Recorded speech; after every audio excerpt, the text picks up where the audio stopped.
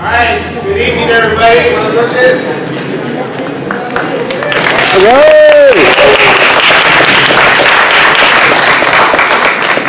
Yeah, I believe that there's some programs that being passed out right now, and there's a little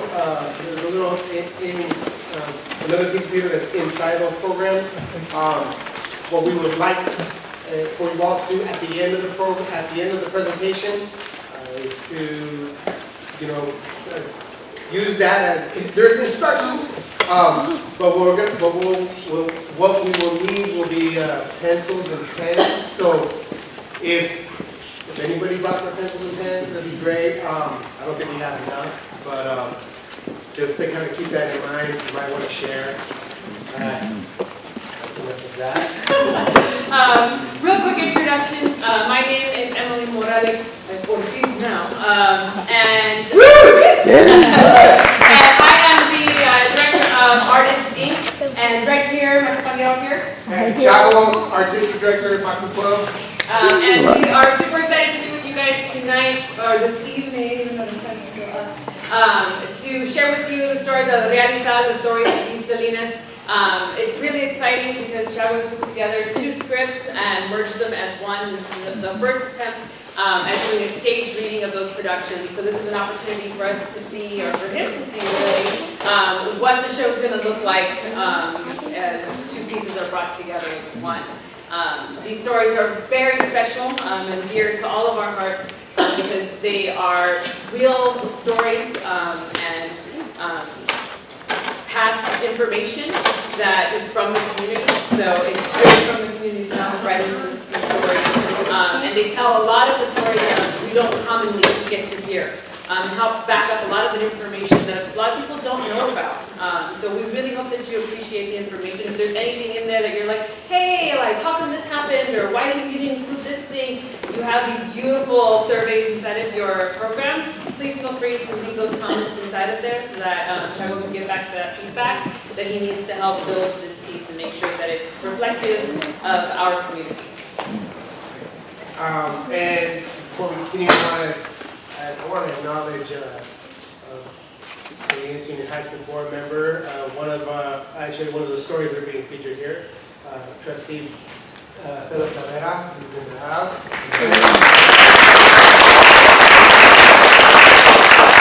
And I'm curious to know if any of the Nunez family made it out tonight. Oh yes.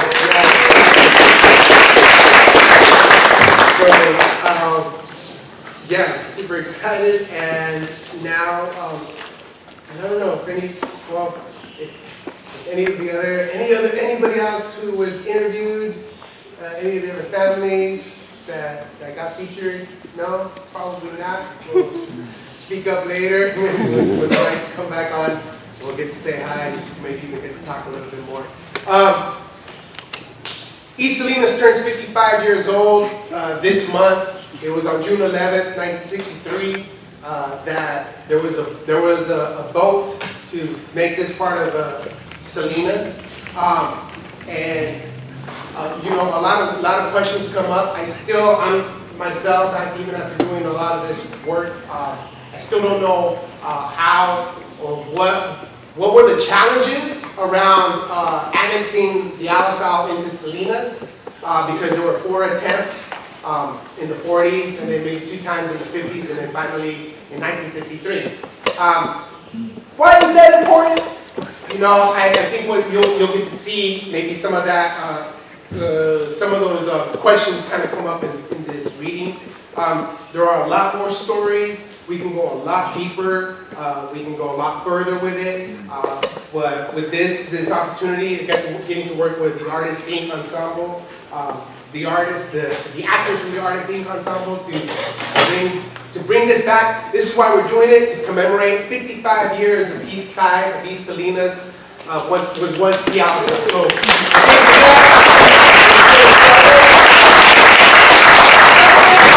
just so you know, also the actors that are in here, many of them are Alisal High School students. So real quick, let's give a real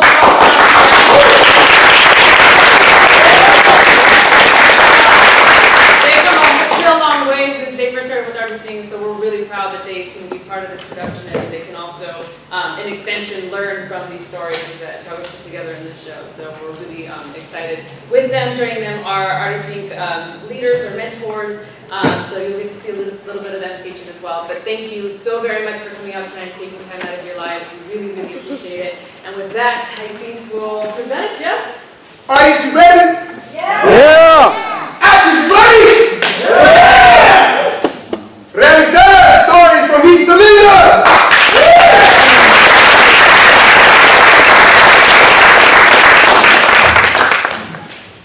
ReAlisal, Stories from East Salinas by Luis Chago Juarez. Act 1, Scene 1. Every time they speak On these east side streets, there's always something that just messes with me. in the morning, afternoon, And on the evening news, round the clock report. of how the violence rules. Shots fired on Market Street. 311 in progress on Del Monte. Fatally wounded. Front My line. old school. And one more cops on the street. What was that clue? Headlines. Rumors. Got 'em all confused. Their headlines and stories. Ain't always that cool. Second class citizen. Middle West immigrants. Just a slave wager. And at the end of the season, it's later. so distracted to believe. That media smack. To our face. In our ear. And behind our back. Redneck. Gangster. Okie. Illegal. Trailer trash. Paisa. Separate but The equal. East Side's got stories. About the Alisal people. Overtime workers. And son patroncitos. Yeah. Cause they know it's about las drogas. And it's not about the cuetes. It's about your vecino next door. From the Alisal, East Salinas. Presente. Act 1, Scene 2. Check it out. So we got these stories. From where? From here? The neighborhood. And And we're gonna tell them. good, porque ya me pegó las ganas to tell some stories. From our side of town. Cool. Let's start with this place right here. You know what this place used to be? A boxing ring. Before that. A bread box. The bread box used to be a bread box? Simone, you can still smell that lagging door bread, bro. I smell carnitas. Oh, and remember how they used to talk about there being a drive-in movie theater down the block? Nope. Well, there was. How do you know? No, he's right. My deals would always talk about going to the Sky. And what would they see? Movies, what else? What kind of movies? Movies. Comedy, drama, action, scary old horror flicks. There even used to be a pulga there. There's pulgas everywhere. But this one was big. Every weekend. Serio, all kinds of people would hit it up. Oh, and you know that old 2-story house in Acosta Plaza behind the gate? What about it? You ever wondered about the history of that place? Yeah, that big old Casablanca. That Casablanca was the Sanborn house. The Sanborns? Like as in Sanborn Road? They owned all kinds of land. And they lived in that house. Specially designed. Act 1, Scene 3A. Lights up on a contractor handing over the keys to Mr. and Mrs. Sanborn. Here you go, Mr. and Miss Sanborn. She's all yours. The contractor shakes their hands and exits. Mr. and Mrs. Sanborn step up into their home. After you, darling. Oh, it's just beautiful. Custom made. Custom made indeed. I guess you're right. With an indoor swimming pool and our own little water tower. Overlooking the lake. God's country. Lights out on the Sanborns. Act 1, Scene 3B. I don't believe you. Don't. Swear. Why would I make this up? Well then, whatever happened to the Sanborns? I guess they bounced, but then this other family took over on them. What other family? The Carlins. The Carlins, yeah. They make like fire extinguishers. And the rest of the land? Sold to the Alisal Union School District and built Sanborn Elementary School. Where? Where Jesse G. Sanchez School stands now. Act 1, Scene 4. Circa 1940s. Sanborn Elementary School. Parents are dropping off their kids. Hi, Larry. Mary Lou? Mary Beth? Now, children, don't run. You know the rules. Afternoon, Miss B. Why, good afternoon, Miss Hosmer. How are you doing? Just fine, Miss B. Here to pick up the girls. I see you got Larry handling the crossguard duties. Oh, and doing just a fine and dandy job at that. Say, are you planning to make this month's PTA? Wouldn't miss it for the world. In fact, we're all ready for our annual bake sale. Well, that's good news, Miss Hosmer. I'm so happy to hear that. I'm making my first place pies this year. You don't say. Can you save me a slice of that lemon meringue pie? Way ahead of you. Already got it on reserve. Oh, you're such a dear. I tell you, there's nothing I look forward to more than a slice of that lemon meringue pie. You and the rest of the Alisal. They both laugh and exit out with Mary Lou and Mary Beth. Enter Bixby. Act 1, Scene 5. Hey there, Larry. How's it going, Bixby? What do you say we go down by the creek and catch ourselves some crawdads? Well, sounds good. Catch what? Crawdads, eh? Crawfish. Where? In the creek behind Acosta Plaza. They got them from the creek? Shh! I see one. Oh, it's coming my way. Get him! He goes for the attack, but sees he has missed the crawdad. Oh, missed him. There he goes. They both attack the crawdad, and one of them slips and falls way into the creek, trying to get up fast enough as if avoiding getting wet, but he actually did. They laughed hysterically. Woo, gotcha. Celebrating their catch, they immediately fire up a grill right where they're at. What are they doing? You're setting up a little barbacoa, dude. Okay, so like instead of carne asada. That there looks about right. What, a little lemon? And a little Tabasco. Ooh, there you go. Mm-hmm. Let's go get some more. Let's go. Act 1, Scene 6. That's gross. How do you know they're gross? Y'all never had any. Well, look where they got them from. That creek's polluted with all kinds of microbial. Yeah, but back in the day, that creek was a natural food source. Whatever. Hey, who's the one who told you all these stories? My uncle knew the guy who used to go down and fish for crawdads in that creek way back when. Who's that? Act 1, Scene 7. Larry Hosford. Homeboy got to play with George Harrison. George Harrison? The Beatle George Harrison? Yeah, And he lived where? on Orchard. Orchard. How long did he live there? Till the day he died. Oh, check this out. On an interview they did of him a while back. Lights up on Larry Hosford. When did you start playing, Mr. Hosford? I was always playing from a young age, but it wasn't until my mid-60s when I started hanging out with the types, the English types. As in the Beatles and the Rolling Stones kind of English type of influence? Similar. What up, man? Let's take a walk. Yeah, where are we going? A little stroll to get to know the neighborhood. Oh, I already know these sides. Yeah, but do you know the Alisal? Yeah, well, I guess not. Come on. See over here? Notice the size of these houses? Oh, yep, typical old style east side homes. 2 bedrooms, 1 bath. Notice the size of the lots they're sitting on? Oh, yeah, they're huge. A lot of families ended up adding on to those small homes. They're standard New Deal homes. Thanks to President Franklin Delano Roosevelt. New Deal? Like the street New Deal? Exactly. It's what we lived in. Still do. See that Quonset hut right over there? A what? Quonset hut. Homes made of aluminum. Usually made for the military. Oh, those? Kind of looks like an igloo. First time I made out with the girl right there, played Spin the Bottle with Yolanda Castillo. Oh, yeah? Was she hot? What do you think, boy? Okay, right around here on Williams and Del Monte, I remember my dad caught sight of some cattle rustlers over on the Barden property. Cattle rustlers? Like carjackers trying to steal cattle? Yeah, so I guess you can call them cowjackers. Look here, quiet beauty. Moo. Moo. Moo. Come on now, I ain't gonna hurt you. I'm just gonna chop you up and sell you for steaks and short ribs. Moo. I'd think for me if I were you, Bubba. Moo. You seen nothing, Hosford. Larry pulls his hunting rifle, cocks it, and shoots at the rustler's feet. Moo. Oh, Jesus, cute Christ. All right. Don't see what all the fuss is. Barton ain't gonna miss this one little cow. Maybe not. You pay for that meat just like everybody else. Never.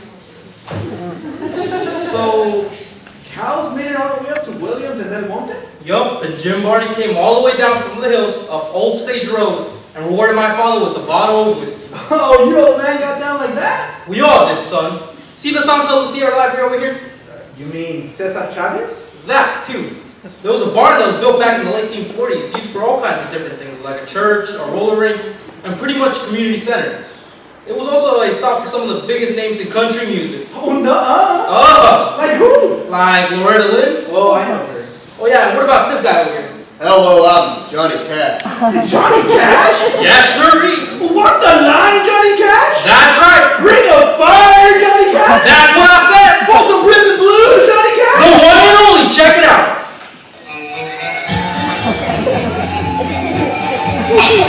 Why, you stinking oaking, settle down, will ya? I'm trying to play. Well, so am I, Johnny. The East Side interviewer pulls off the okie. All right, now don't get carried away. This has got to be the most craziest place I've ever played. Johnny Cash makes his exit. So were you at that show? I wish. This was about 1956. Just a little too young to participate in that kind of activity. But I'll tell you right now, I eventually became that kind of activity. Oh, right on. Now is Mexicans are now proud. Course your bounds in fights. Downtown soul is hard to control. Release the claim and their rights. Back in the back in I'm okay.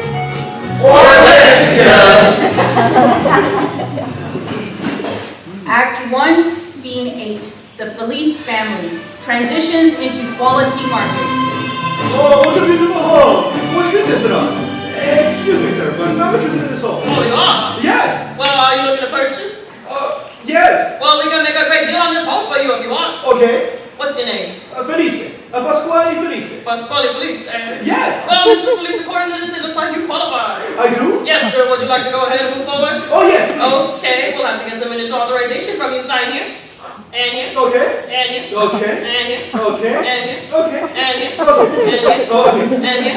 And here. Okay. Congratulations! You're on the way to becoming a fine homeowner, Mr. Police. This is wonderful. My wife will be so happy. Well, we're glad we can help. Hey, one thing, my friend. Yes, Mr. Police? What is the name of the street? This one, well, that's a good question. Since you are the first homeowner here, how about Police Street, huh? How does that sound to you? You like that? Oh, very much, my friend. Very much. Thank you. Enter an Okie customer making his way into the store, circa late 40s.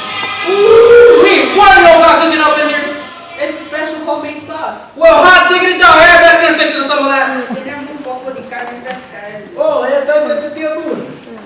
Hey, wait a minute, excuse me. Grandfather Felice and Mr. Felice stop and direct their attention to the customer. I'm sorry, was I interrupting something important?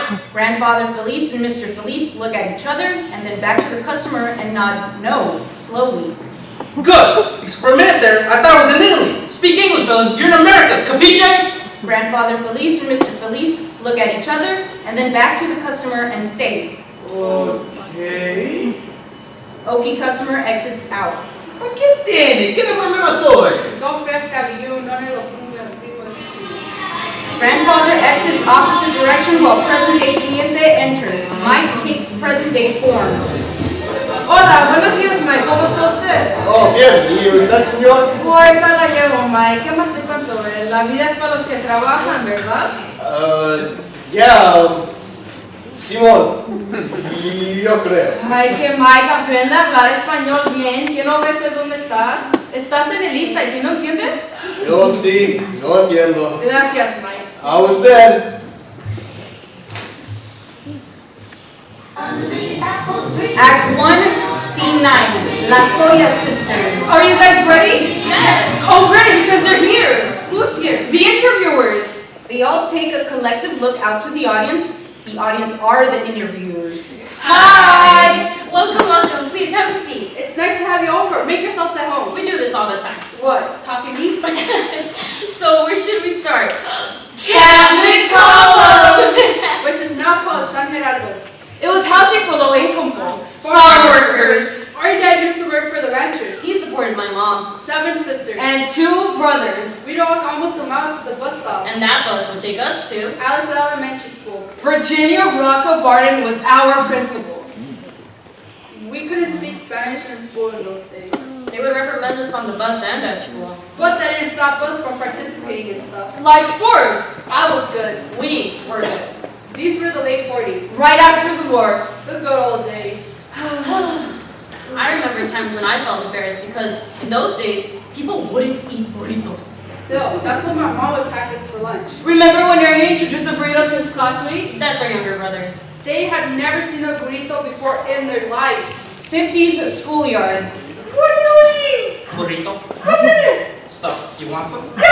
They move closer to the burrito. They sniff it, they take a bite, making their eyes pop from the deliciousness of the experience. Ernie eventually stopped trading his burritos and started selling them. My mom would take his orders in the morning before school.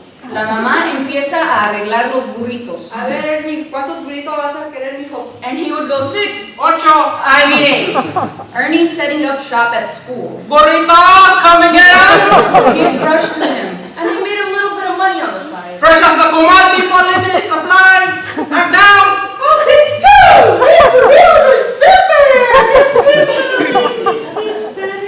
Well, do you know what they're called? We were poor, but we didn't know it. Until we were reminded. Like, whenever somebody in my class got some new clothing to wear, that was hard for me. Okay, class, settle down now. Look, boys and girls, Jill's got a new sweater. Okay, Jill, you know what we do whenever someone gets something new to wear, right? Yes, ma'am. Jill steps up to the front of the class and begins strutting up and down, showing off her new sweater as the kids begin to chant. Okay, ready? New sweater! Jill's got a new sweater! Other kids always got new clothes. We always got the hand-me-downs. But that didn't stop me from getting on the runway. Sister 3 grabs a pair of old shoes and begins thoroughly shining them and putting them on and stepping into her class, walking slowly enough so that the teacher would take notice. Oh my, well shut my eyes wide open. Hold the lip, boys and girls. Hope's got new shoes. Go on, Hope. Show off those new shoes. Ready? New shoes! Hope's got new shoes! Your shoes are real gas, Hope. Thanks, I know. Will your parents let us have a sleepover at your place tonight? Sure. Everybody wanted to spend the night at our house because it was always so much fun. Wow, that's so neat! What? Your curtains match Homie's blouse. The sisters stop suddenly and look to Sister 3. Oh, yeah, my mom likes for us to match. Oh, please tell me where you shop. I just gotta tell my mom. The fabric came from a big old sack of flour. Remember the Alisal movie theater? And what they would charge for admission? 3 7-Up bottle caps. I got my 3. I found a whole bunch. Oh, can I have one? Hey, there's a double feature playing at the Alisal. Let's go! They march to the Alisal movie theater, handing in 3 bottle caps each and taking a seat. The sisters dance in the aisle along with the film.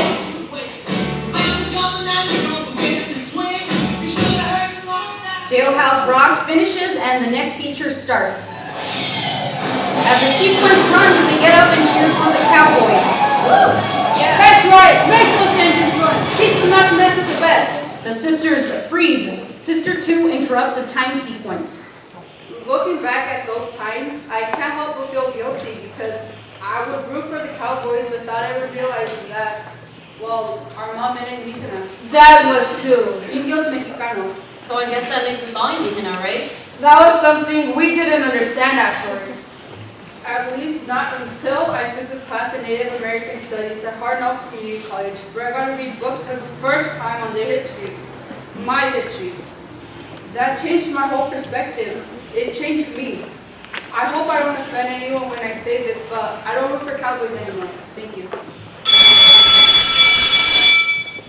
Act 1, Scene 10.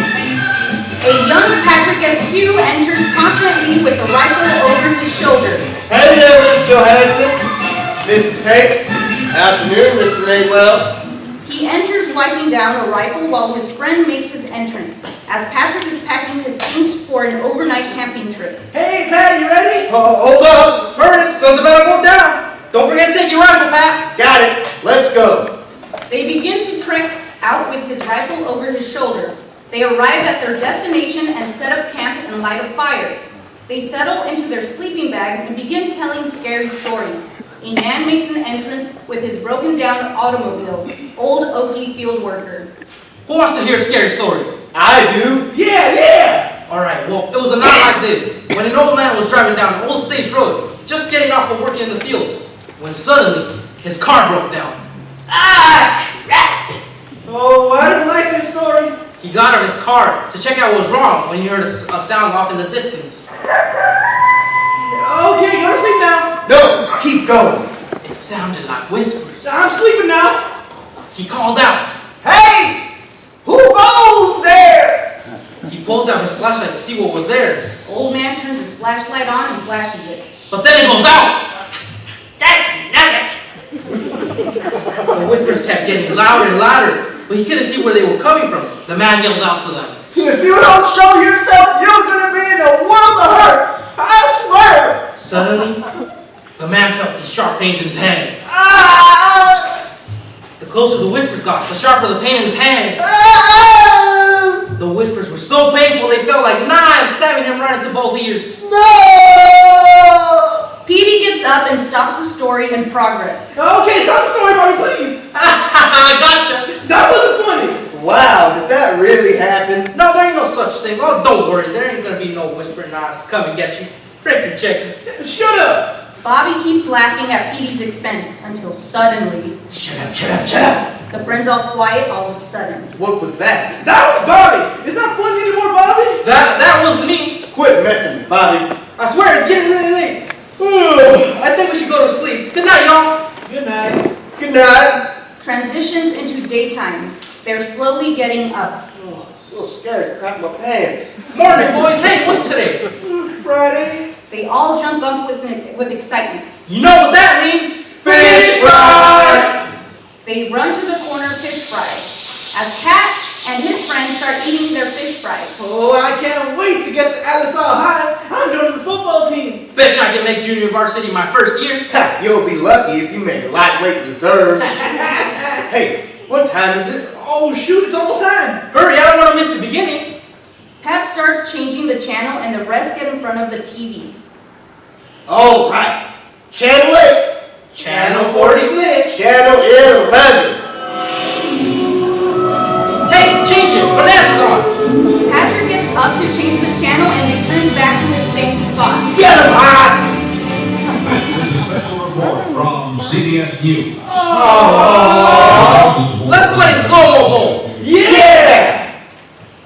Hey, do you hear about all the different kinds of classes you can take at Alisal High? No. Like what? Special television production classes with these machines they call tape recorders this big. Oh, yeah? I heard those machines cost like $2,000. And they don't teach us how to operate them? Oh yeah, that and all kinds of other classes. Like what?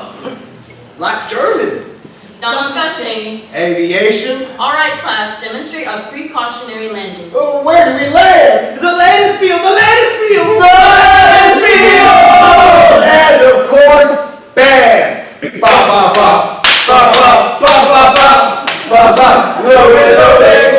Oh, we gotta go. Alisal's the best. It's like they got something to teach for anyone who wants to learn. My dad says that's because all the tax money our parents pay. Wow, could you imagine if they stopped paying their taxes? What would happen then? The taxpayers have spoken. We have made clear our goals. Now, we are watching you. It is your responsibility to make Proposition 13 work. The state got the message. We have only 3 weeks to act. 3 weeks to decide multi-billion dollars of fiscal questions. Most school districts have already announced there will be no summer school this year. Not since the Depression.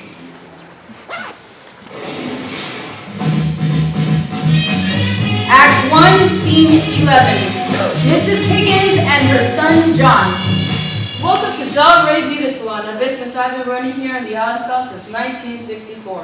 When I first moved here, there was a bar next door and a bar next door to that. And on the corner there was a bar over there too. And I tell you, they weren't playing banda music back then. Enter a drunk stepping out of the bar onto the sidewalk, trying to get the attention of Mrs. Higgins and Rasta. Hey, I'm talking to you. See this line right here? You consider this Mason-Dixon line. Cross it and you're gonna have some problems. Him and his buddy laugh and go back into the bar. Remember that, John? Shoot. One time when I was walking home from South Junior High, I passed one of these places. This guy comes up to me and he goes, boom! Trying to scare me right, telling me, You dirty little... John. The drunk freezes. sorry. And what? And what did you do, John? Oh, I ran up to him and said, Kicking drunk in the groin area. BAM! Lands a punch on him. And then boom! Drunk falls to the floor, gets up, and exits. When did this happen again? Well, a long time ago, Mom. It's all good, though. They were just partying. Well, I had a different approach. I worked with the PTA of Sherwood School. We organized one of the first Cinco de Mayo celebrations. And when they put the Mexican flag up, folks just came apart. No! It was okay though, because there was nothing to be fearful of. I remember a lot of marching. And you know what some people would say about those activities? that those who were undocumented would jump into these marches and parades and they would somehow get them their papers. Well, I'll bet. I've never seen so many. Betcha they're all going down to get their green cards. Really? Well, why else would they be marching, huh? I don't know how, but that's what some people were saying. A lot of good came out of it though, like the Community Housing Improvement System and Planning Association created a lot of jobs and provided housing. Eventually, somebody in charge of that took some money. Who, Mom? I'm not at liberty to say. John, don't you have a story to share with these fine people? Well, one of the biggest memories for me or for anyone in the East Side has got to be cruising. Cruising on Sunday nights. Can't say I remember when it actually started, but it was like one day I just walked out the door and there was a car show. That was like, wow. For you, the rest of us find it hard to appreciate such a custom, especially when it jams up Alisal streets, to the point where it feels like hours trying to get past all the traffic. Aw, but it was fun though, Mom! And that fun became dangerous after a while. They shut it down. Make no mistake, there have been improvements though, because back then, being a business owner and resident here in the Alisal, you didn't get much representation. Nobody was really looking out for the East Side back then. Not until 1988, when they started district elections. Instead of overall voting, there was representation for districts. And that's when, what's his name, Jesse Sanchez. He used to come to our NAACP meetings and talk to us about redistricting. And I thought that was a great idea, so I decided to run.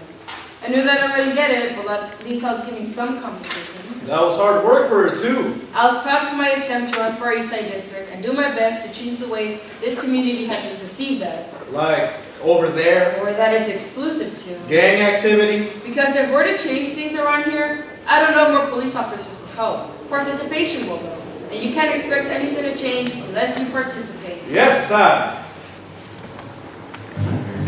Act 1, Scene 12. Remember how I said they used to have a pulga here? Every Saturday and Sunday. You find everything you needed there.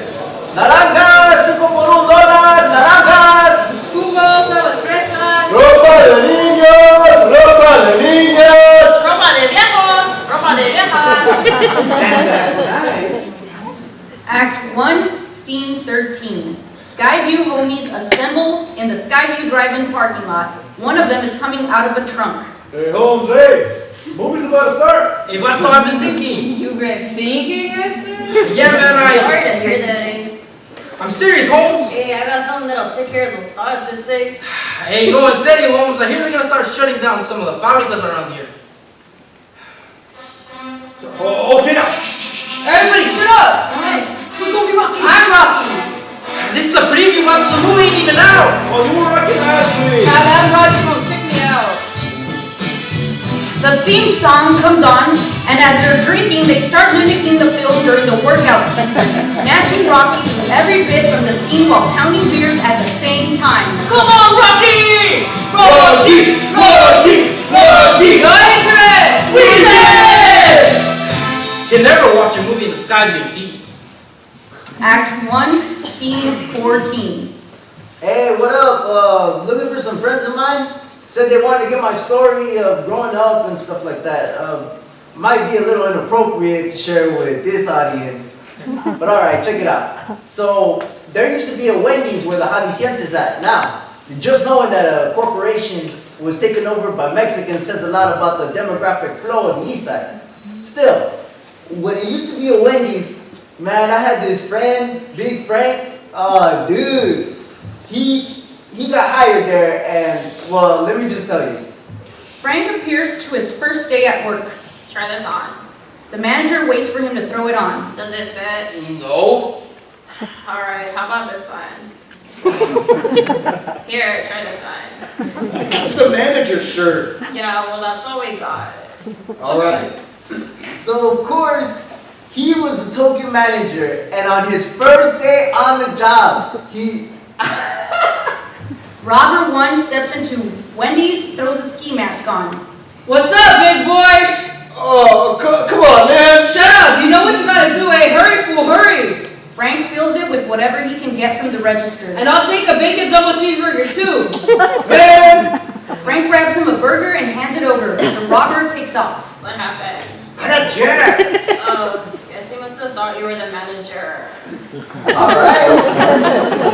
And so the very next day, Robber number 2 enters, throws his ski mask on. ¿Qué onda, vato? Oh, come on, man. Ya sabes, güey, apúrale. Frank fills it. Y deme una stuffed baked potato too. Frank just hands it over without saying anything. Robber number 2 takes it and runs. day after that, I went to hit up Frank. What, are you gonna stay working here, company man? Hell no. Come on, fool, let's check out the DJ spinning the jams over at La Paz Park. All right. Well, that's it. Anyways, I guess the story about my friend getting robbed at work shouldn't be used for a East Side Stories project. But that shit was funny anyway. End of Act 1. Act 2, Scene 1. Yo, where are we going?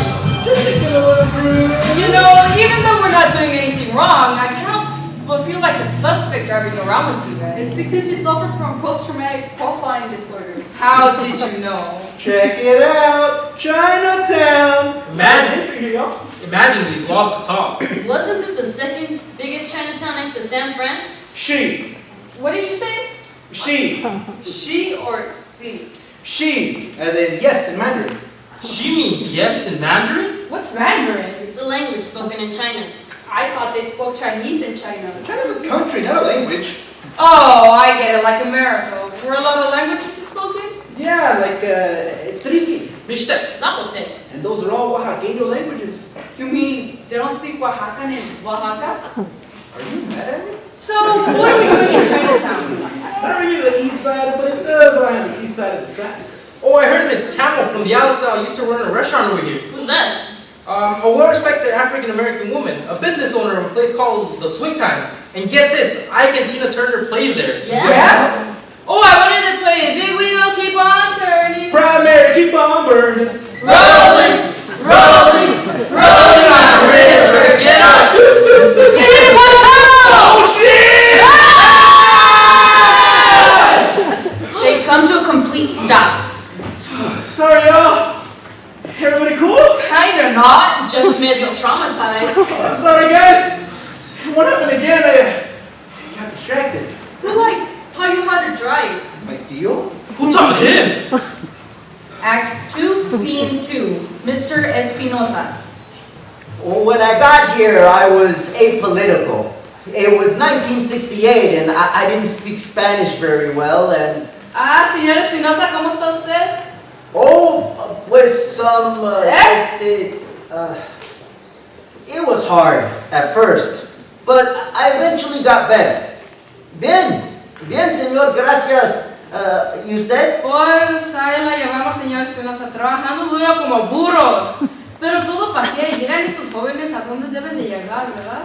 Y por eso estamos aquí, señor. Y de saber eso nos hace sentir rete bien, maestro. Pues muy agradecido, gracias. I knew I was Mexican. 6th generation Denver, Colorado Mexican. But I didn't really know much about the cultura until I was already teaching at Alisal High. And I was at a faculty meeting when out of nowhere these students come busting in. One of them by the name of Philip Tavera, who today just so happens to be sitting on the school board. And another guy you might remember by the name of Jesse Sanchez. And they come in and... We demand that you listen to us. And I said, why what do you mean you demand? Have some respect for your... This is our school and our parents pay taxes. But you insist on treating them like they're from another planet. We need Spanish-speaking people in the front of the office. Spanish-speaking counselors. And some Spanish-speaking administrators. And some Spanish-speaking teachers. And by the way, the food in the cafeteria is disgusting. We were raised on beans. And tortillas. Not cold mashed potatoes. And rubber meats. Can't even swallow this stuff. They had this whole list, pretty well organized.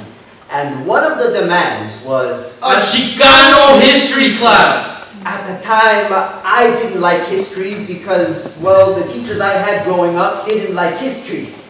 Still, when the principal of the school called me into his office, Principal Kearney, he said, Mr. Espinosa, we would like you to teach Mexican-American history. I don't like history. I don't know anything about it. But you're Mexican living in America. And I have no idea what you're talking about. Well, do me a favor. I made arrangements with the instructor of a Chicano in class, and I want you to pay them a visit. Take a day to go see what they have to offer. You mean a day off from school? Yes. Sounds good. Where are you sending me to? San Jose State? UC Santa Cruz? No, Soledad State Prison. The principal exits and Mr. Espinosa looks around the prison walls. So there I was, sent to the state correctional facility to learn more about us. I tried sitting in the back, hoping nobody would notice me, when suddenly all of these pintos come walking in with their tattoos and their tattoos. And then the teacher comes in and he's like, All right, settle down. We got a special guest who came to sit in on our class. Mr. Espinosa, can you introduce yourself, please, and tell these people what you told me on the phone? Hi, my name is Terry Espinosa, and well, I'm a teacher at Alisal High School. Oh, orale! I used to go there. All right, alumni. Orale. Tell them what you told me. I don't know Mexican history. What? You mean you don't know about Benito Juarez? Who? Indio Zapoteco from Oaxaca became the greatest president of Mexico. From where? How about Cuauhtemoc, Aztec ruler of Tenochtitlan, rose up against the Spanish, the colonizers. He was captured and burned at the feet because he would have hooked them up with gold, ese. Okay, well, you gotta know about Doroteo Arango. Pancho Villa, Holmes. Pancho Villa. Wasn't he a communist? You got some studying to do. I would never have expected to feel the true power of history walking into that prison that day. Thanks to those brothers, I returned to Alisal High with a different perspective. I also noticed a pride beginning to blossom among the young Raza students. Learning more about my cultura became important. Well, I remember this one time, I pulled out this great big Life magazine coffee table book on Mexico, right? And I opened it up to the pyramids of Teotihuacan. And I was like, there are pyramids in Mexico?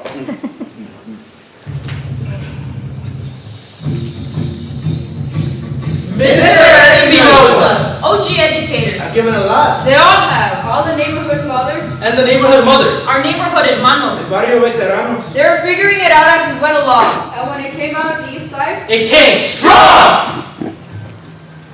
Act 2, Scene 3. What's this? It's our request To hold our very first Cinco de Mayo celebration. here on the campus of Alisal High. Are you kidding me? This is not acceptable. We did exactly as we were told. Well, we know English is a second language to you guys, but there are a couple of T's to be crossed and some I's to be dotted.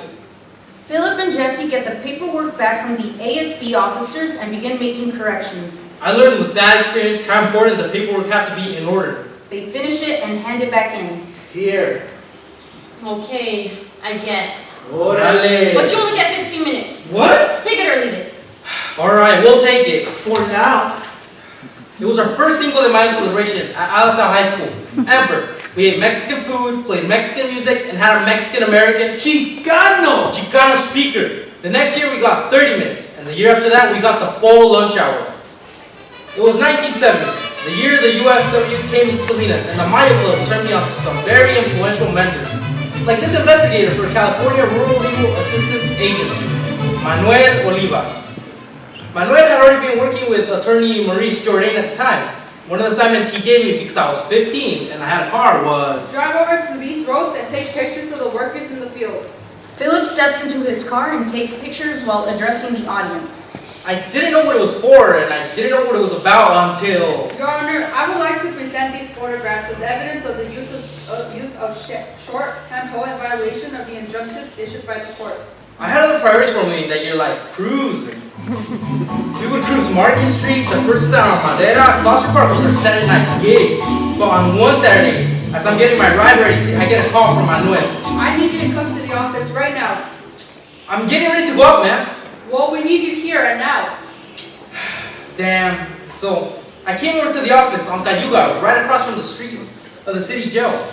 Come in and sit right down here. I'm in this meeting room of this Victorian house with big giant sliding doors, and I see a station wagon drive up. And I see this dude who wore black glasses and a brown coat, a real heavy vato with a mean-looking police dog. And there were some other older guys with them too, and I'm just all unaware what's going on. I look up at the door, and it opens like this really slow, right? And all these dudes come walking in with these rolls of paper, big long rolls of paper, and in the crowd of men was one of the greatest grassroots organizers in the U.S., Marshall Gans. On the other side of him was United Farm Workers co-founder and vice president Dolores Huerta. And right next to her was UFW president himself, Cesar Chavez. What I got to see, I will never forget it. They were planning the march at Salinas. They were getting ready for the big lettuce battle that was about to take place. Philip. Huh? Come here. I want to introduce you to somebody. Cesar, this is one of the kids I was telling you about. Philip shakes hands with Cesar Chavez. Dolores, this is Felipe Tavera. Hola, señora Huerta.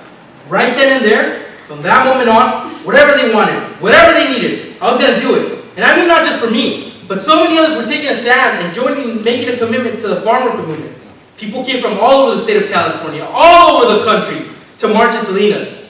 Tens of thousands of people, farm workers, supporters, started gathering first at the office by Sherwood School, then more started coming in when they took over Hartnell College. To hear him speak his simple message of coming together. It was one of the greatest things I had ever seen in my life. But there were also a lot of folks who thought otherwise. The Teamsters brought in their goons to patrol the east side. The growers filed an injunction of their own to stop the strike. But when Cesar was locked up in Old Salinas City Jail, it brought even more attention to the cause.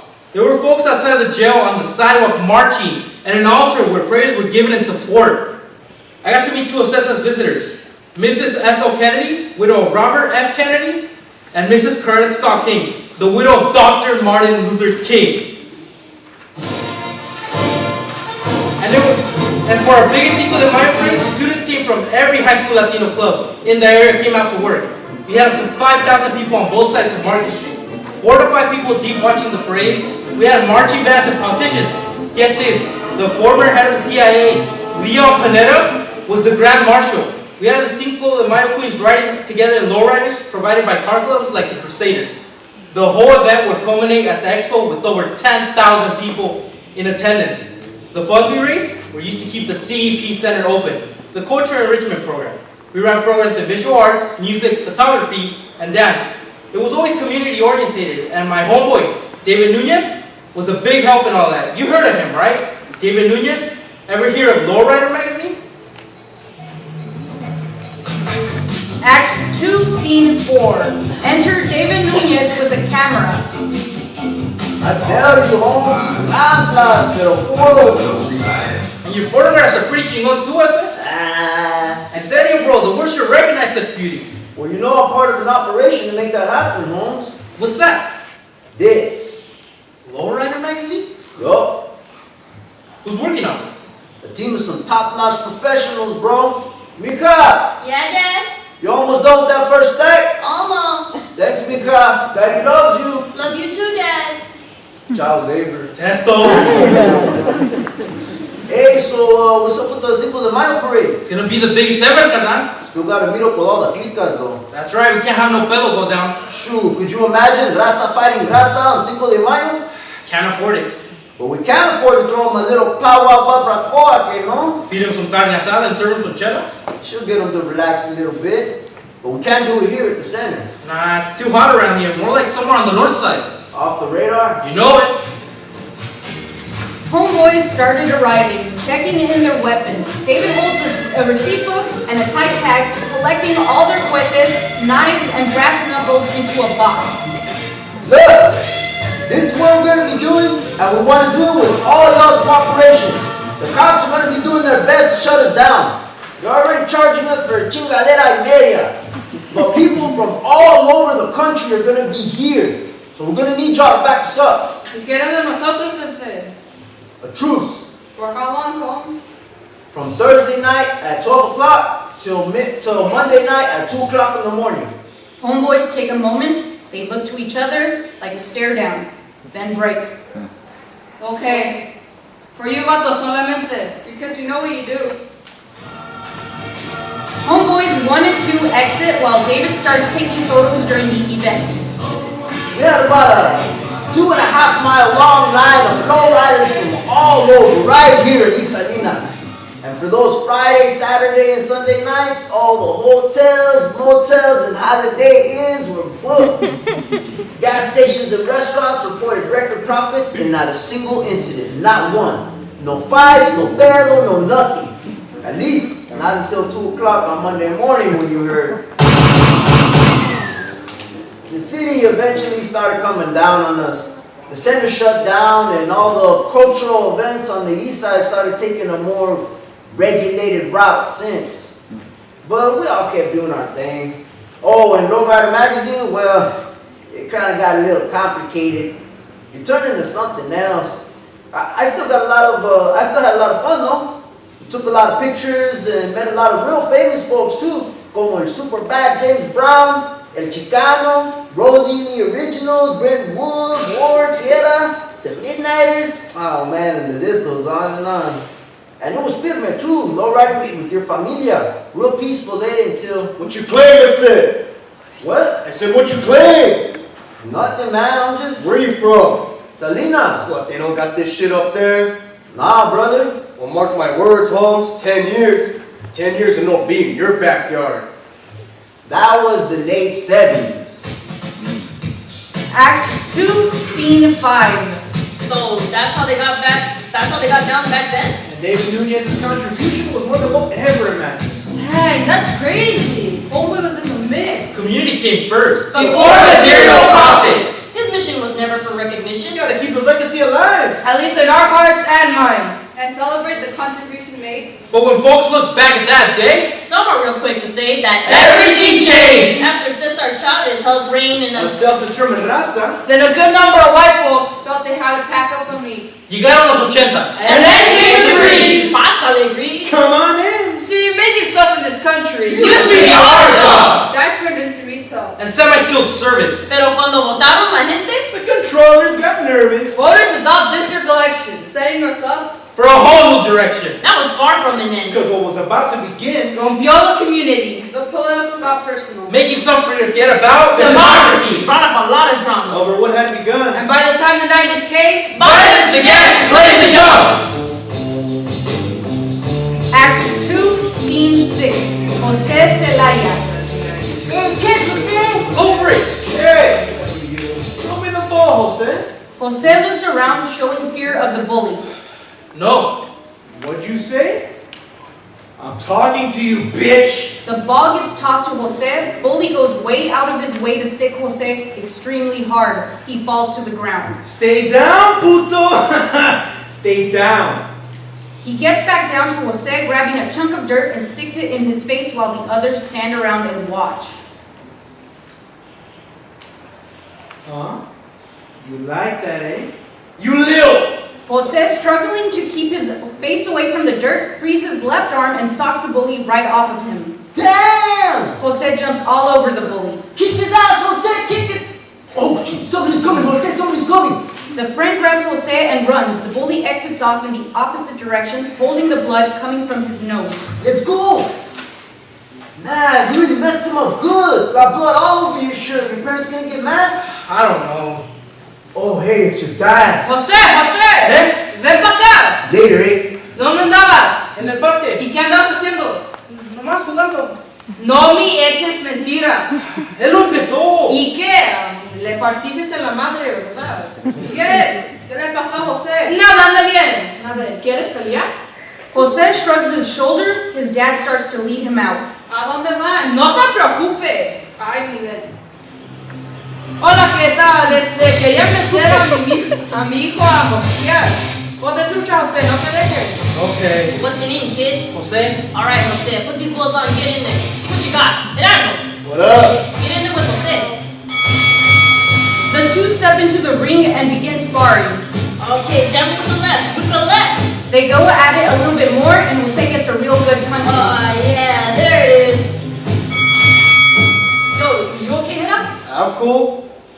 Pretty good, Jose. Looks like you got something to work with. The trainer and Gerardo exit. That day was April 26, 1992. I was 10 years old, and from that day on, I was hooked. Friend walks up to Jose, high off of paint. Hey, Jose, where you coming The from? Red Rock gym. You boxing now? Yeah? Oh, you think you're bad? Nah? Too good for us or what? How stupid. Let's see if you're still down. Hit this. He hands him a paint bag to sniff into. Nah, it's cool. Don't be a fan. I ain't no fun. Take a hit then. Jose gives him a look, takes the bag, and sniffs right into it. Yeah! Here, take a drag. They pass him a joint, Jose takes a puff. Feels good, huh? No? Boxing felt good, and the ring was where I needed to be. His friend Gerardo enters. Hey, you ready? Hey, Hera, Simon. They start sparring, Hera gets Jose back, connecting a punch. No que no, homie. Jose puts his head down, appearing to be in pain. Oh, Jose. Oh man, you okay? Hey! Gerardo, he was a year and a half older than me. This dude. I'm cool, hey, keep going. Nah, I gotta bounce. Sorry about that, eh? That's cool. Later. Later. Gerardo Bañuelos was my friend. I looked up to him. He was good, he was fast, and he was gang related. I was training here at the bread box when it happened. Should have been working out with me, right? We should have both went pro, together. And in this corner, coming in from the east side of Salinas, California, one-time alternate for the 2000 United States Olympic boxing team with 37 professional fights, 31-6 with 16 knockouts, Jose the Cuate Celaya. Act 2, Scene 7. Top of the hill, Acosta Plaza. Imelda, little Isaac, and the homegirls enter with a shopping cart. Hey, Isaac, get in. No, Isaac, don't listen to them. Why? It'll be fun. No, I won't, guys. Homegirls help Isaac into the shopping cart. Okay, you ready? Isaac, don't. Yeah! I mean it, he's gonna get hurt. No, it won't. What was that? Yeah! I'm gonna get in trouble, I guys. can't hear you. The homegirls let go of the shopping cart. The homegirls push off stage out of sight from the audience. Isaac! Oh, Oh, dang. Imelda and the homegirls chase after Isaac. He was okay. He crashed right into the icicle plants. But you know what's funny though? We put those icicle plants to real good use. Act 2, Scene 8. Homegirls 1 and 2 throwing icicle plants at a second-story window. Imelda, Imelda! What? what are you doing? Nothing. What are you guys doing? I got a new oldies tape. Come over. Okay. Imelda throws her backpack over and jumps out herself. She lands on her feet into a routine with her homegirls as if dancing in front of a mirror till the song ends and the homegirls take a trip to the one-stop corner store. Enter Steve, Chinese immigrant and martial arts master from behind the counter as the homies grab snacks to purchase. What's up, Steve? Nobody trying to jack you, Steve? Hell nah. No one messes with Steve, huh? No comment. What you going to, Steve? She tries to throw a punch to see if Steve flinches, but he doesn't. Dang, Steve. Cuidado, Steve. Steve, don't mess around. The homegirls laugh as they leave one stop and back into Acosta Plaza. Enter partygoers, crowding up the front of a doorway. Hey, looks like something's going on at your back. Oh yeah, party over here. What? Act 2, Scene 9. Imelda notices homegirl 2's look of disappointment. Hey, Mika! Check it out! Vinieron los homies and they brought beer! Dad, why? Why what? Just having a little fun. On a Tuesday? Partygoer busts out with a Polaroid camera. Hey, picture time! Come on, get in. Where you going? Nowhere, leave me alone. One partygoer follows her out as another one of the partygoers whispers into the dad's ear. Hey, come on, Mika, don't be like your mom. Oh, yeah? A ver, here we go. Then take my beer. I'll be right back. As the dad follows the homie to the back, he hands a beer over to one of the younger partygoers, and Imelda takes notice of what is happening around her and exits. Something made us think like we were having fun, because I know Isaac was. Act 2, Scene 10. Isaac re-enters as a teenager. I remember everyone would hang out there. It was like a saving paper for all these different families, from all these different hoods. You got a problem? Folks would back you up. They'd even let you hide out in their own place. ¿Qué haces aquí, muchacho? Escóndeme ya, señora. Quítate de aquí. Dang. At least the ones I knew. Por acá, mijo, córrele. Where? Ahí, métete. Oh, whoa! Police light swipes across the stage. Isaac peeks his head out to make sure the coast is clear. Se fueron. Gracias, señora. Pero ya es la última vez que te voy a dejar que te escondas aquí. ¿Me oyes? ¿Qué, señora? Okay. ¿Me oyes? Yay!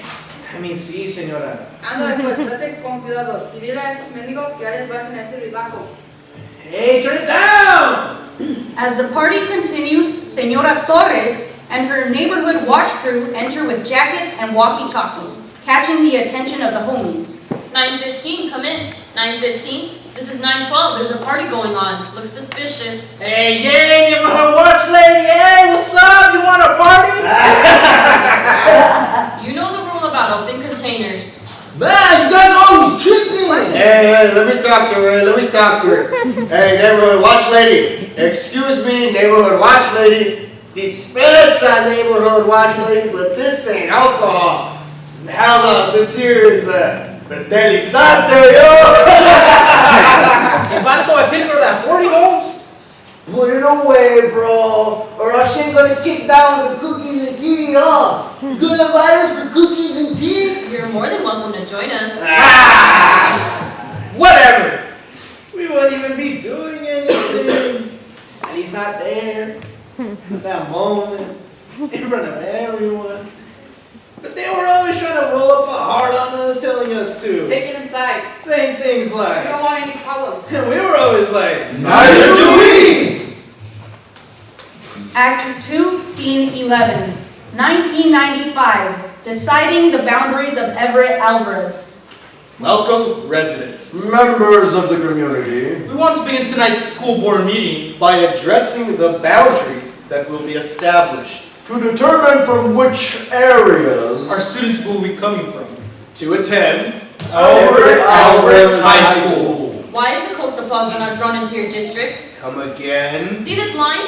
See how it comes all the way down Sanborn and then turns right on Garner and then around the back of Acosta Plaza?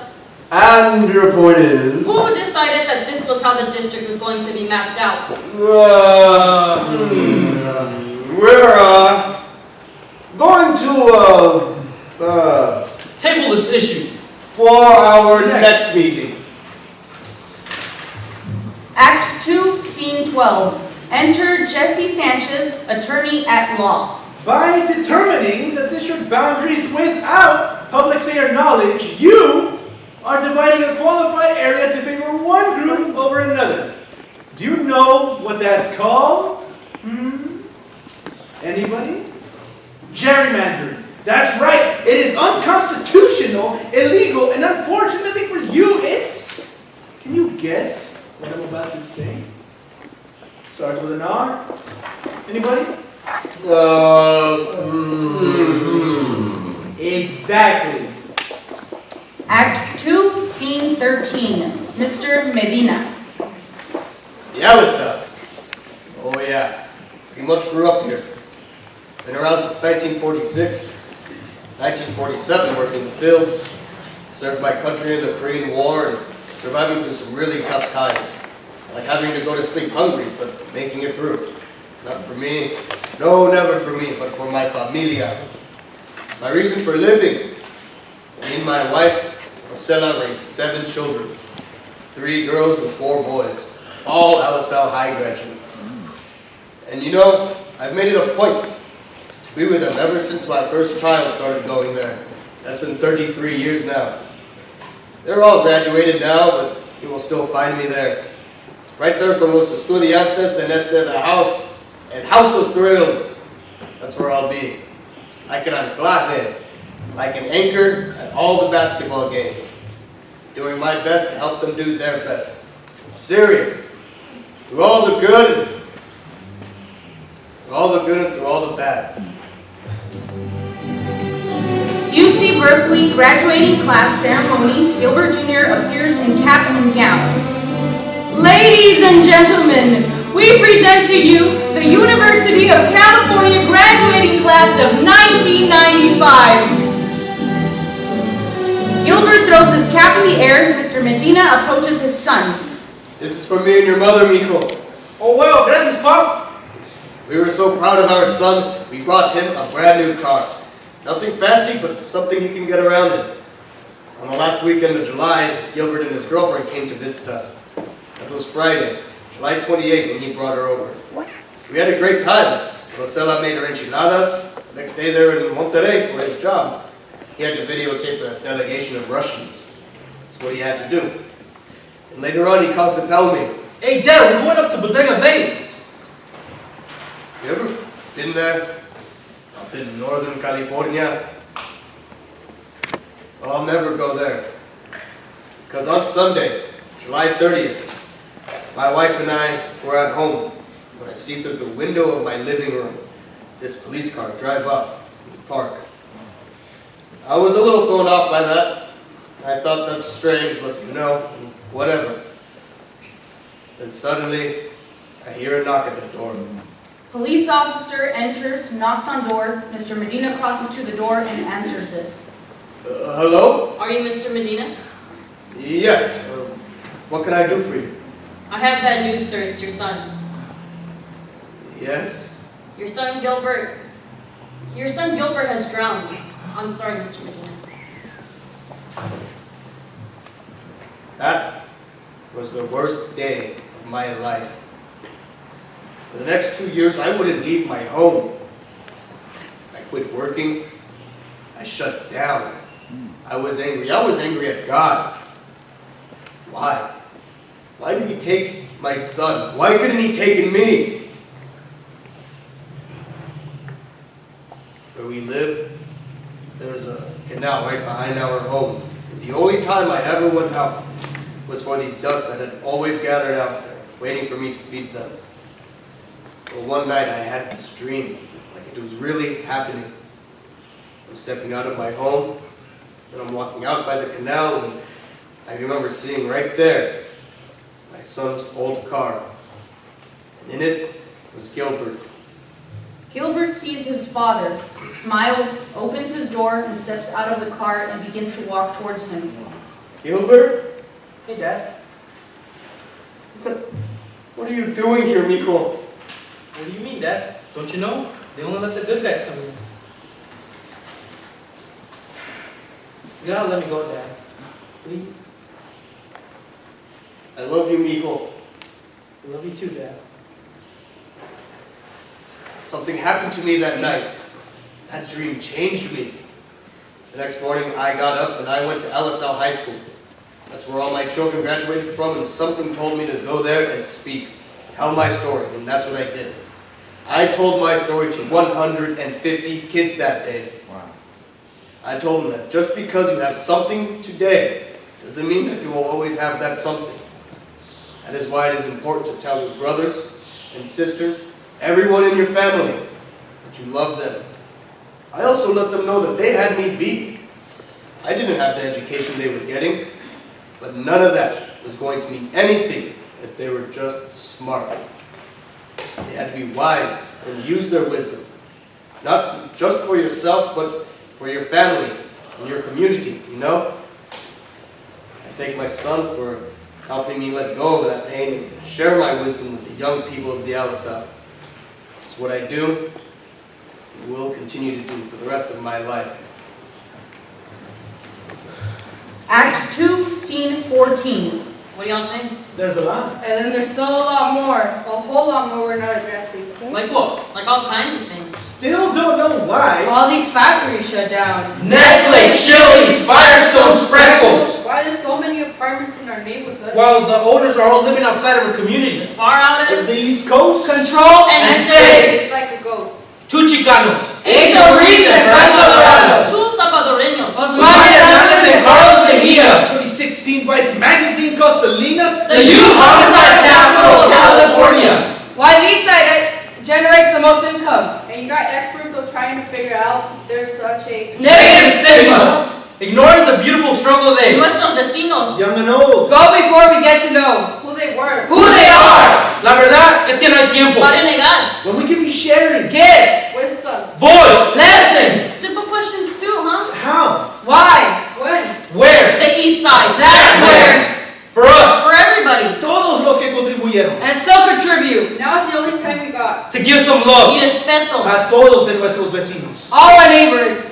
We're right next door. And we want to say gracias. Thank you. Mary Ann Warden. For standing for the safety and well-being of our community. Jane York. For being one of the first to bring groceries to this community. Eliseo Felipe. Filipino-American World War II veteran. Mike Rubio. First punk rocker on the East Side. The Coronado family. For holding it down on Ragsdale Dog Patch City. The Lady Street Jammers. All-female breakdance crew representing in the early 80s. For all those Okies and Armies still riding and surviving on the East Side. Those who've been taken away from us. Way too early. Rest in power. Descanse en poder. To all the youth. Our peers. Our sisters. Our brothers. Nuestros padres. Y madres. Daughters. And sons. Let's kick it sometime. 93905. Alisal. East Salinas. Where we're from.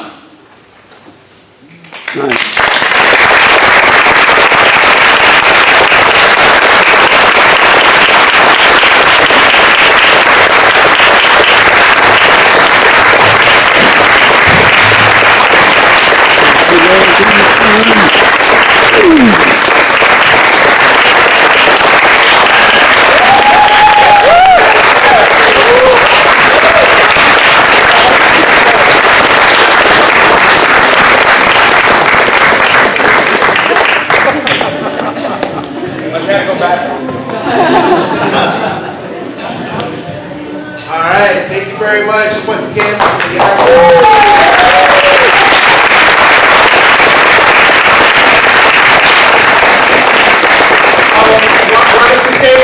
We forgot to mention a big thanks to the Salinas Public Library and the Monterey County Historical Society.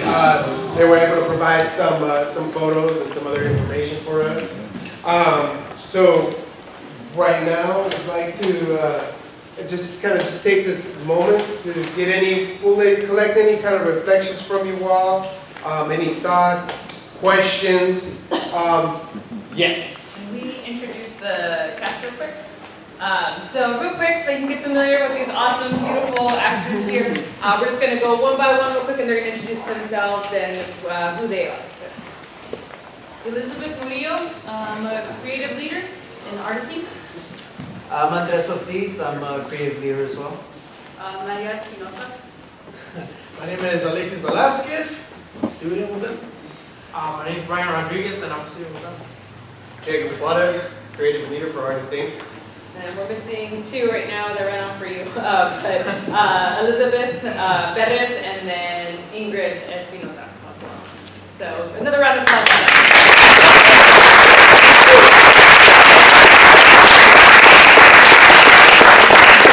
There's Ingrid. Woo!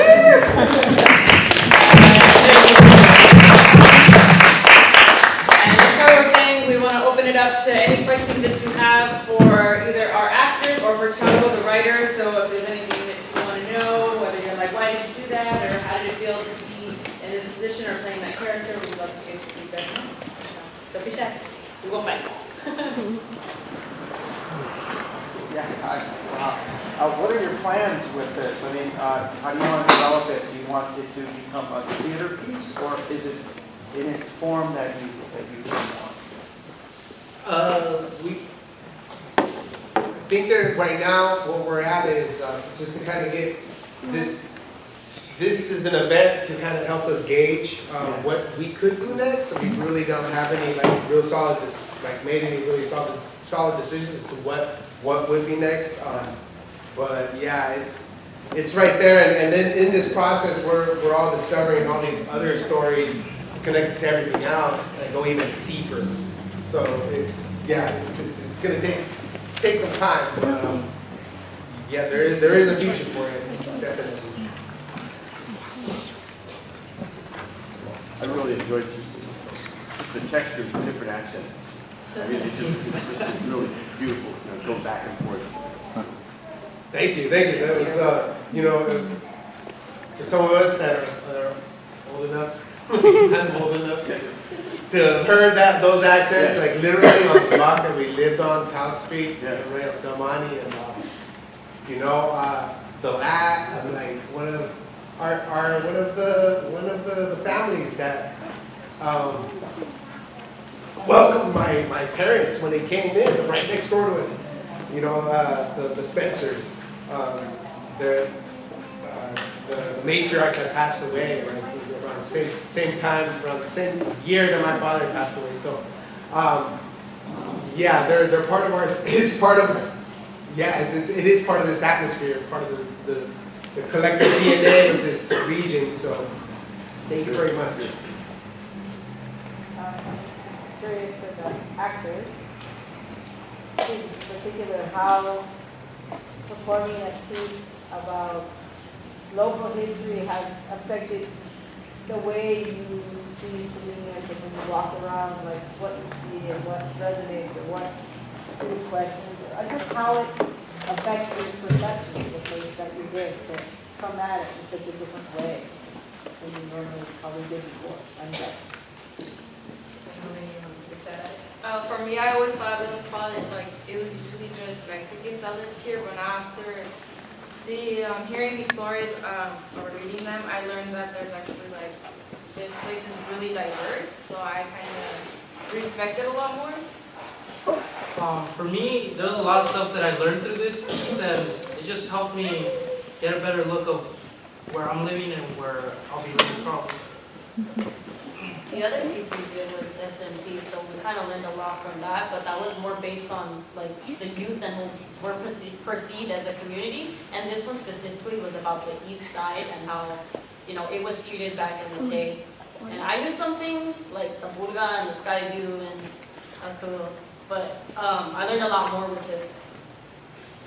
Dang, so, one thing was, I also thought that Salinas, it was just Mexicans, right? That's all I thought, like just Mexicans and a few, like, sprinkles of other types of ethnicities. But once I started doing this ReAlisal, I started to learn that there was a whole bunch of different ethnicities that were in Salinas también. And like, that really opened it up for me, right? Like, my hands, I was like, wow. And another thing too is, I learned a bit about the different locations here in Salinas, como, for example, I had no idea the Sky View existed. Yeah. Like I just learned, so now whenever I walk by here, come to rehearsal, I just go like, hey, there's a piece there. So ReAlisal gave me like a whole different perspective of Salinas and not just what like social media gives you.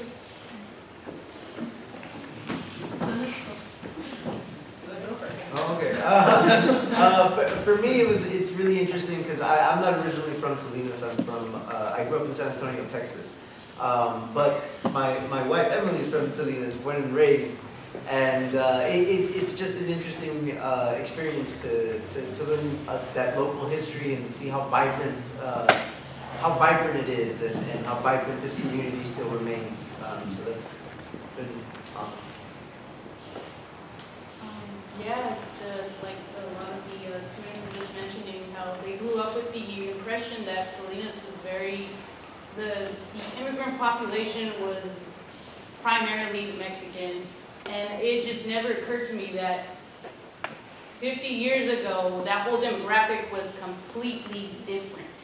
And regardless of that nationality or, the type of people that those immigrants were, it's always been an immigrant community. That's never changed. It's only the people that just like come through and then they'll leave, but probably have better lives later on, like through the years.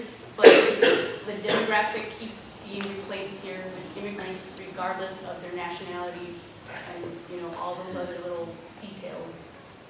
So I thought that was it just blew my mind.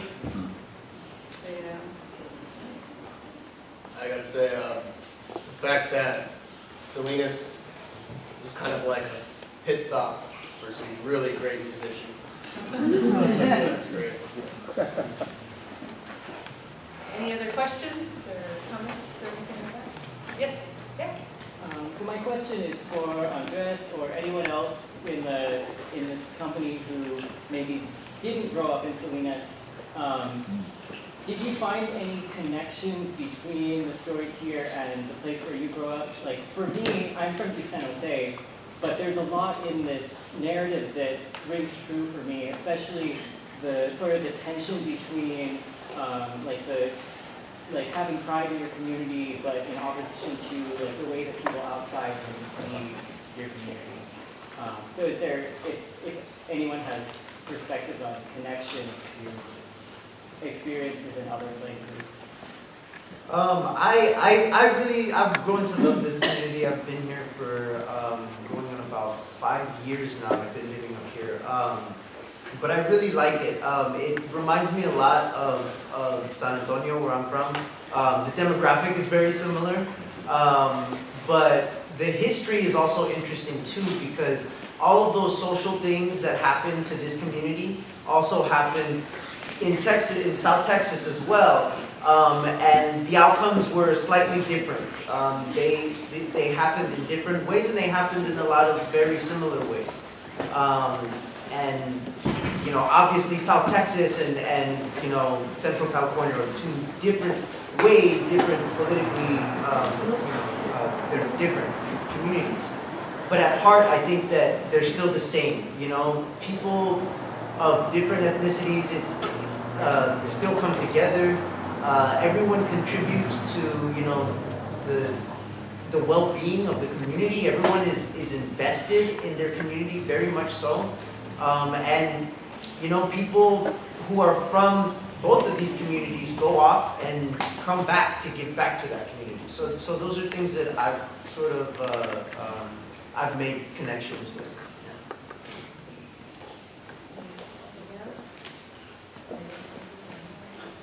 Question on that? Oh, sorry. Well, this is okay to talk. Yes. Javier. I thought it was great. Pieces that I saw you guys rehearsing.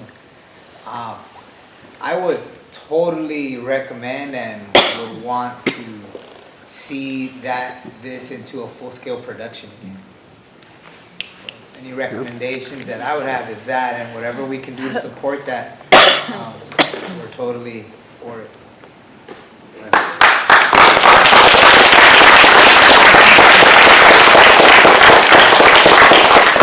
I totally agree with what you said, and I also think this would make a really great podcast kind of thing if you record the audio and all the voices, because your guys' voices are just amazing, and the stories and the history, and so I think this could really be something where people can go on and just listen. So yeah, it's just awesome. Yeah, agreed. All right. Okay. Yes. Well, actually, that section of the piece where the students are making demands on the school leadership, it occurred to me, I was thinking if you were going to make demands on the school leadership today, in such a fashion, what some of those might be. I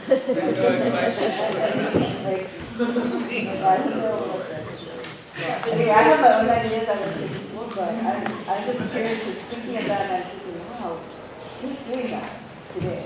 And did it surprise you to learn that history and think, what was our demand? I'm putting you on the spot. It's an invitation as much as a question. This a little bit as we were in the process of the rehearsal and such. They did go over a couple of these things, and even though they might be on the spot right now, I know that they've had some thoughts. So, yeah.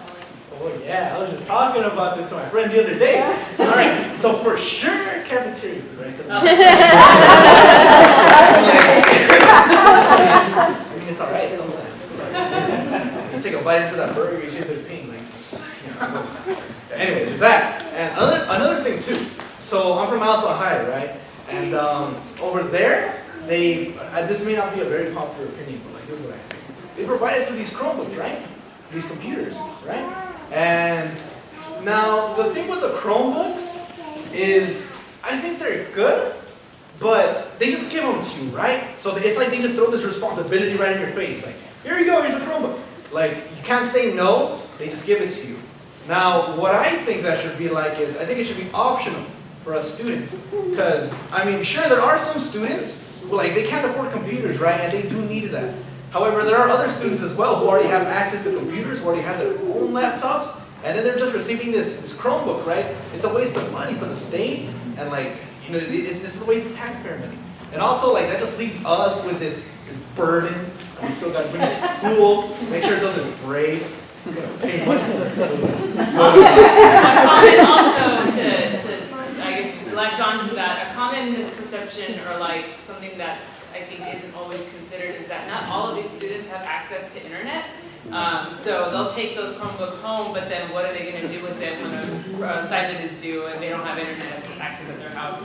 They can't get to the library because they're taking care of their, you know, their siblings, right? So that's also another thing. Oh, they do? They suck. Oh, dang, and one more thing too? I'm sorry? Keep rolling. Like, this one's important. Okay, so, now, this may sort of contradict the last statement. It depends on how you look at it. I think that we should go more digital with the stuff that, with our stuff, right? Because in high school, I got like 4 notebooks, right? One of them is like this big, and then the others are like, they're small too, but they're notebooks, right? And that's just a lot of paper that's going to waste, and all that stuff can easily be replaced with the computers or online Google Classroom work, right? And also, that would make our backpacks a lot lighter. I got my backpack, and it's like super heavy, you know? So I just put it down on the floor, and it's like, it just makes it sound like that, you know? But it's not heavy. And textbooks too, yeah, they're heavy too. Something I want the school to kind of change is not to focus much on school pride and more on education. Because everything's like pride. Every week is like, oh, you gotta dress this way, you gotta show pride every Friday, wear green. Pride, and not much education. I mean, the kids don't get good grades, and Like, we had a college thing during like lunch one time, so there's a bunch of colleges and we get to sign up for them. Not sign up for them, but like get notifications and emails from them. And that only happened like once last year. It didn't happen this year, it didn't happen freshman year. And now we have like Honda during lunch. Now they're putting like Honda. They spent money on that, like, okay, good. Oh, and one more thing? Let's take one more question. One more question. I think it's an evaluation of our schools can take place all over the county. Imagine how King City is doing. Any other questions that we can get from the audience? Anything burning? Anything that's I was going to say, you know, if you have a beef with the school, you do what we did. You go talk to the people in charge and you tell them what you want. Because you know what? It took us 40 years for you to have what you have now. Okay? And I was thinking about this. When you make a plan, you make it for 7 generations.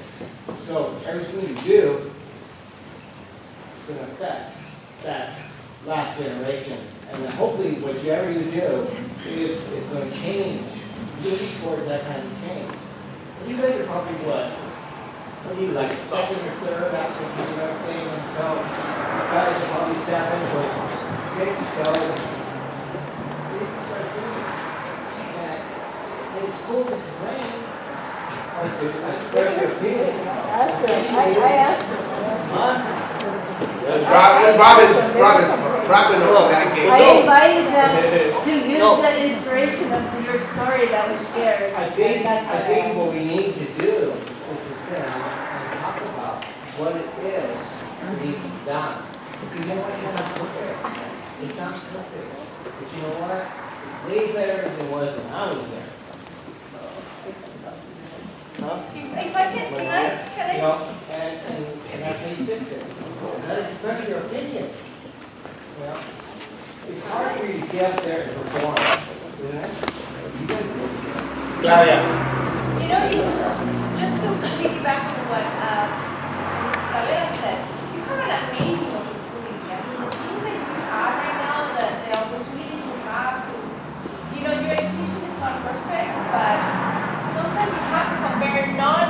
ourselves, we should not compare ourselves never to other rich people in this area. Don't compare yourselves to people in Marbe or Carmel or, or the counties of Las Vegas. Don't do that. Compare yourself to your parents. How are you doing compared with your parents? And you will see how much we have progressed as people. That's what I do. I compare myself to my mom, who barely finished elementary school, and she got pregnant and had me, and my grandma who had to scrub floors, and I have so much compared to that. Now you have a lot more compared to your parents, but you can make it a lot better for the next generations to come. And you have that in you. You are so talented. You're more than talented. You're brilliant.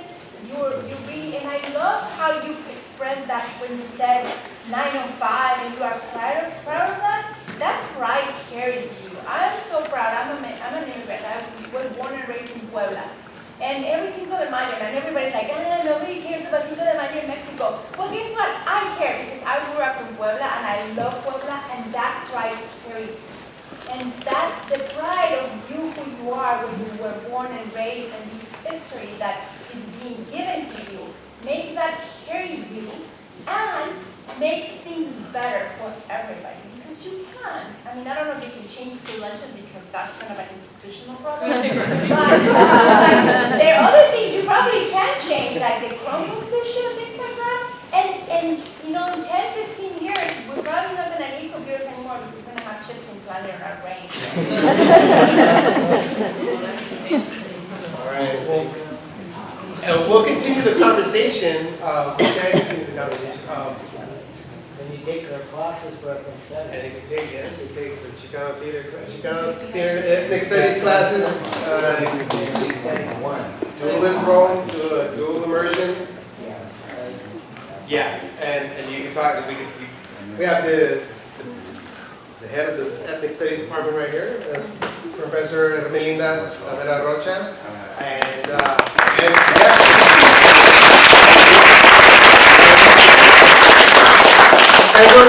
And we're at a special time in history where we're really recognizing the importance of our backgrounds and how it's playing out at this time, and how important it is for our participation.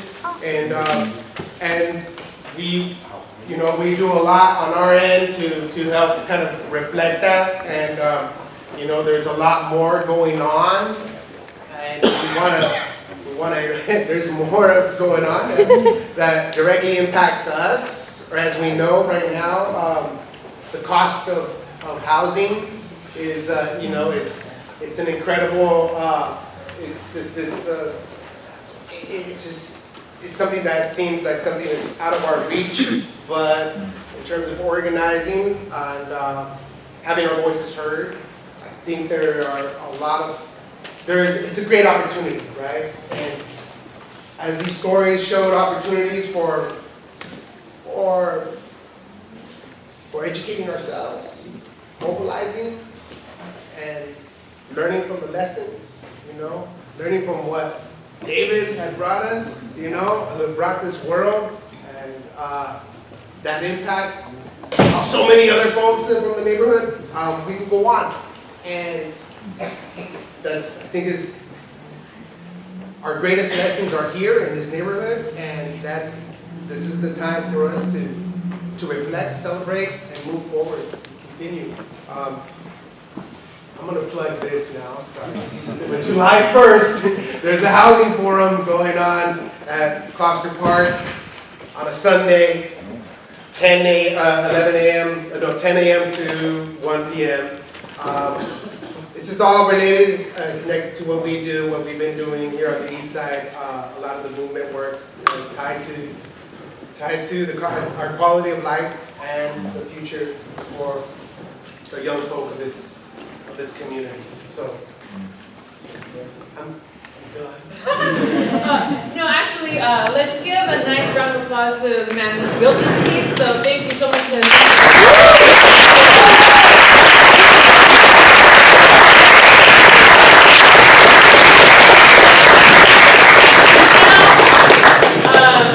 these students have learned a whole lot from this production, and we're really grateful that we got to do this collaboration, and it's these kinds of stories, and it is a community like ours, like you, that allows us to continue to help build and hone these talented artists and young students and their voices. So thank you so much for your support tonight, and we hope to see you guys very, very soon. Thank you. Have a wonderful night.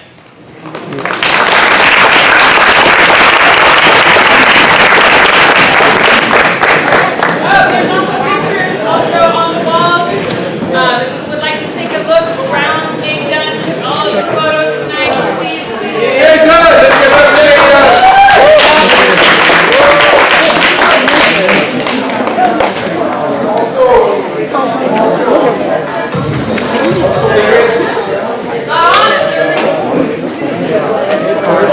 Also, if you can, please, fill out that, there's that form that was in the program. If you can turn it into myself, Emily, or any of the performers. We're looking for more stories. Thank you.